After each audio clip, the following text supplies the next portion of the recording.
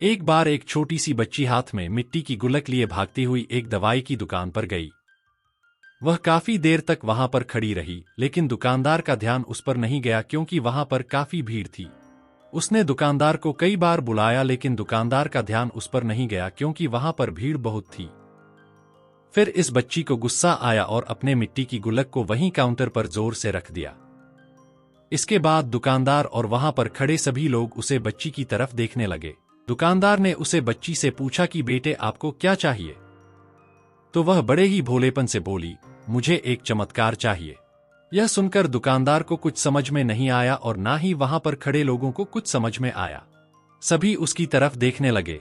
फिर दुकानदार ने उससे कहा कि बेटे चमत्कार तो यहां पर नहीं मिलता है। तो बच्ची को लगा कि वह उसे झूठ बोल रहा है। उसने कहा कि मेरे गुल्लक में बहुत पैसे हैं, बताओ आपको कितने पैसे चाहिए? मैं आज यहां से चमत्कार लेकर ही जाऊंगी। तभी काउंटर पर खड़े एक आदमी ने उससे पूछा कि बेटी क्यों चाहिए तुमको चमत्कार? तब उसे बच्ची ने अपनी कहानी बताई। अभी कुछ दिन पहले मेरे भाई के सर में बहुत तेज दर्द हुआ। मेरे पापा मम्मी उसको हॉस्पिटल ले गए। उसके बाद कई दिन तक मेरा भाई घर नहीं आया। मैंने बहुत बार अपने पापा से पूछा, लेकिन उन्होंने मुझे कुछ नहीं बताया। वो बार बार यही बोलते रहे कि वह कल आ जाएगा, लेकिन वह अभी तक घर नहीं आया है। तभी मैंने देखा कि मम्मी रो रही थी और पापा उनसे कह रहे थे कि हमारे बेटे के इलाज और दवाइयों के लिए जितने पैसे चाहिए उतने पैसे मेरे पास नहीं है। अब उसको कोई चमत्कार ही बचा सकता है। तब मुझे लगा कि मेरे पापा के पास अगर पैसे नहीं भी हैं तो क्या हुआ, मेरे पास तो है। इसलिए मैंने जितने भी पैसे जोड़ रखे थे वह सारे पैसे लेकर मैं इस दवाई की दुकान पर आई हूँ ताकि चमत्कार खरीद सकूं। फिर उस आदमी ने बच्ची से पूछा कि कितने पैसे हैं तुम्हारे पास?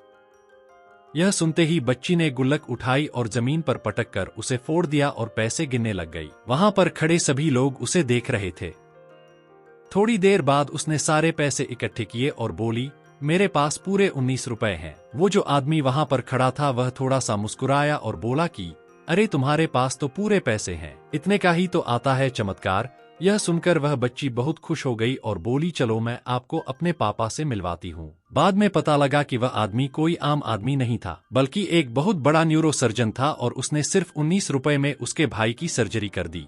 उसका भाई कुछ दिन बाद ठीक होकर के घर वापस आ गया। फिर कुछ दिन बाद वह बच्ची, उसका भाई, उसके पापा और मम्मी चारों एक साथ बैठे हुए थे और बात कर रहे थे।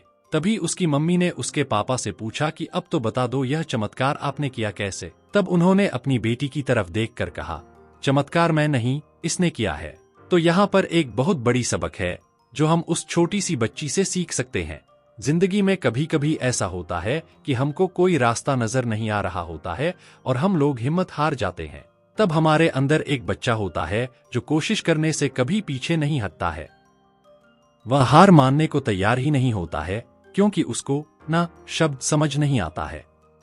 वह बच्चा जिसके लिए कुछ भी नामुमकिन नहीं है कि क्योंकि वह हर हाल में कोशिश करता ही रहता है।